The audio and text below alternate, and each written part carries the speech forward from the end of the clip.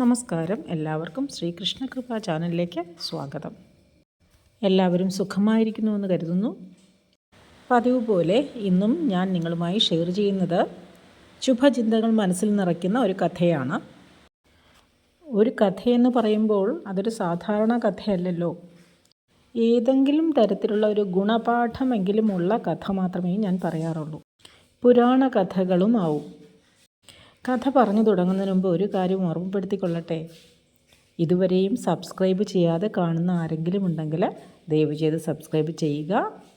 കഥ ഇഷ്ടമാകുകയാണെങ്കിൽ ഒന്ന് ലൈക്ക് ചെയ്യാനും ഷെയർ ചെയ്യാനും ശ്രദ്ധിക്കുമല്ലോ. ഇനി നമുക്ക് കഥയിലേക്ക് വരാം. ഒരിടത്ത് ഒരു ഗ്രാമത്തിൽ ഒരു അച്ഛനും അമ്മയ്ക്കും ഒരേ ഒരു മകൻ. ഒറ്റ മകനായതുകൊണ്ടാവാം ആ മാതാപിതാക്കൾ അവനെ ലാളിച്ചു വളർത്തി, എല്ലാ കാര്യങ്ങളും സാധിച്ചു കൊടുത്തു. കാലം കടന്നുപോയി. ആ കുട്ടി വളരുന്നതിനനുസരിച്ച് അവന് ഒരു പ്രത്യേക രീതിയിലുള്ള സ്വഭാവം ഉടലെടുത്തു. തുടങ്ങുന്ന ഒരു സംരംഭവും പൂർത്തിയാക്കുന്ന ഒരു സ്വഭാവം അവനില്ലാതായി. എന്തു തുടങ്ങിയാലും പകുതി വഴിയാകുമ്പോൾ നിർത്തും. ഇത് കണ്ട് സഹിക്കവയ്യാതെ മാതാപിതാക്കൾ അവനെ ഒരു ആശ്രമത്തിൽ കൊണ്ടാക്കി. അവിടെ ചെന്ന് ഗുരുവിനോട് ഈ മാതാപിതാക്കൾ എല്ലാ വിവരവും പറഞ്ഞു. ഇവനെ ഒന്ന് നേർവഴിക്ക് നടത്തിക്കണം, ഇവൻ്റെ സ്വഭാവത്തിൽ നല്ല ഗുണങ്ങൾ ഉണ്ടാക്കണം, ഇതൊക്കെ പറഞ്ഞ് ഗുരുവിൻ്റെ കയ്യിൽ സ്വന്തം മകനെ ഏൽപ്പിച്ചിട്ട് ആ മാതാപിതാക്കൾ തിരിച്ചു പോവുകയാണ്. അന്നു മുതൽ അവൻ ആ ആശ്രമത്തിലെ അന്തേവാസിയായി. പിറ്റേ ദിവസം ഗുരു വിളിച്ചു. കുറച്ച് ആപ്പിളിൻ്റെ വിത്തുകൾ അവൻ്റെ കയ്യിൽ കൊടുത്തിട്ട് അത് കുഴിച്ചിടാൻ ആവശ്യപ്പെട്ടു. അങ്ങനെ ചെയ്ത ശേഷം മടങ്ങിയെത്തിയ ആ ശിഷ്യനോട് ഗുരു പറഞ്ഞു, പോയി ഒരു ആപ്പിൾ പറിച്ചിട്ട് വരൂ. അത് കേട്ട് അവൻ അത്ഭുതത്തോടെ ചോദിച്ചു, അതെങ്ങനെ പറ്റും ഗുരു? അത് നട്ടതല്ലേ ഉള്ളൂ. ഉച്ച കഴിഞ്ഞപ്പോൾ ഗുരു വീണ്ടും പറഞ്ഞു, ഇപ്പോൾ ആപ്പിൾ ഉണ്ടായിക്കാണും, നോക്കിയിട്ട് വരൂ. അവൻ നോക്കിയിട്ട് വന്ന് പറഞ്ഞു, ഒന്നും സംഭവിച്ചിട്ടില്ല. അങ്ങനെ ഒരാഴ്ച ഇത് തന്നെ ഗുരു ആവർത്തിച്ചു. ഓരോ തവണയും അവൻ പറഞ്ഞു, ഒന്നും സംഭവിച്ചിട്ടില്ല. വിത്ത് സ്ഥലം മാറ്റി നടാൻ ഗുരു ആവശ്യപ്പെട്ടു. അവൻ അതും ചെയ്തു. ഇത്രയും ആയപ്പോൾ അവൻ ദേഷ്യത്തോടെ പ്രതികരിച്ചു തുടങ്ങി. ഇതിനൊക്കെ കുറച്ച് സമയം നൽകണം എന്ന് ഗുരുവിനോട് അവൻ ദേഷ്യത്തോടെ പറഞ്ഞു. അതേസമയം ഗുരു പറഞ്ഞു, ഇത് നിൻ്റെ ജീവിതത്തിലും ചെയ്താൽ മതി. എന്തെങ്കിലും സംഭവിക്കണമെങ്കിൽ ചില കാര്യങ്ങൾ നിർബന്ധമായും വേണം. വിതയ്ക്കണം, വളമിടണം, വെള്ളമൊഴിക്കണം, കാത്തിരിക്കണം, ഇതൊക്കെ അത്യാവശ്യമാണ്.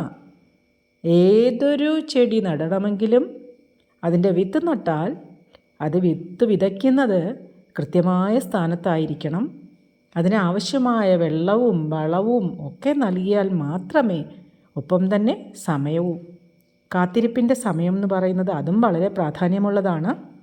ഇത്രയും സംഭവിച്ചില്ലെങ്കിൽ വിത്ത് വിളവാകില്ല. അത് മരത്തിൻ്റെ കാര്യത്തിലായാലും മനുഷ്യൻ്റെ കാര്യത്തിലായാലും വിതയ്ക്കാൻ എളുപ്പമാണ്.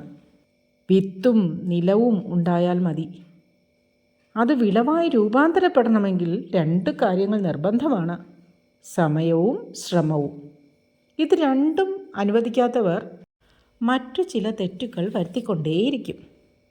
ഒന്ന്, നിലം മാറ്റി നട്ടേക്കാം. വിതയ്ക്കപ്പെട്ട എന്തിനും ആ മണ്ണിനോടും കാലാവസ്ഥയോടും പൊരുത്തപ്പെടാൻ സമയം വേണം. വേരുറയ്ക്കുന്നതിന് മുന്നേ വിളവുണ്ടാകണമെന്ന വാശിയുള്ളവർ ഒരു മേഖലയിലും കാലുറപ്പിക്കില്ല. നിലമൊരുക്കണം. ഒരുക്കിയ നിലത്തോട് സമരസപ്പെടാനായിട്ട് വിത്തിനെ അനുവദിക്കണം. 2, വിത്ത് മാറി നടും. അത്തരക്കാർക്കൊപ്പം ഏത് വിത്തിനാണ് ആത്മവിശ്വാസത്തോടെ നിലനിൽക്കാനാവുക?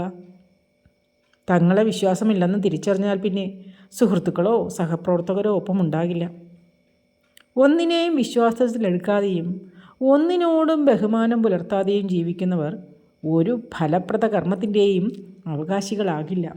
അതുകൊണ്ട് തന്നെ അവർക്കൊരിക്കലും ഒരു സത്ഫലം പ്രതീക്ഷിക്കാനുമാകില്ല. അവരിൽ നിന്ന് മൂല്യമേറിയ ഒന്നും തന്നെ മറ്റുള്ളവർക്ക് കിട്ടുകയുമില്ല. ഇതുതന്നെയാണ് ഈ കഥയിൽ നിന്ന് നമ്മൾ മനസ്സിലാക്കേണ്ടതും. ഏതൊരു വസ്തുവിനും അതിൻ്റെ പരിസ്ഥിതിയോട് സമരസപ്പെട്ടു വരാനായിട്ട് കുറച്ച് സമയം അനുവദിക്കുക. അത് മനുഷ്യൻ്റെ കാര്യത്തിലായാലും മൃഗങ്ങളുടെ കാര്യത്തിലായാലും പക്ഷികളുടെ കാര്യത്തിലായാലും നീ സസ്യങ്ങളുടെ കാര്യത്തിലായാലും ശരി, ഈ പറഞ്ഞ കാര്യങ്ങളെല്ലാം തന്നെ അത്യാവശ്യമാണ്. നമ്മുടെ കുട്ടികളുടെ കാര്യം തന്നെ എടുത്താൽ അവർക്കും ഇതൊക്കെ ബാധകമാണ്. ഒപ്പം സമയത്തിൻ്റെ പ്രാധാന്യത്തെക്കുറിച്ച് പല പല ഉദാഹരണങ്ങളിലൂടെ നമ്മുടെ കുട്ടികളുടെ മനസ്സിലേക്ക് അറിവ് പകർന്നു കൊടുക്കുകയും വേണം. രണ്ടുമുണ്ടെങ്കിലേ ഒരു കുട്ടി ജീവിത വിജയത്തിലേക്ക് എത്തുകയുള്ളൂ. വീഡിയോ ഇഷ്ടമായിട്ടുണ്ടെങ്കിൽ ഒന്ന് ലൈക്ക് ചെയ്യാനും ഷെയർ ചെയ്യാനും ശ്രദ്ധിക്കുമല്ലോ. നന്ദി, നമസ്കാരം.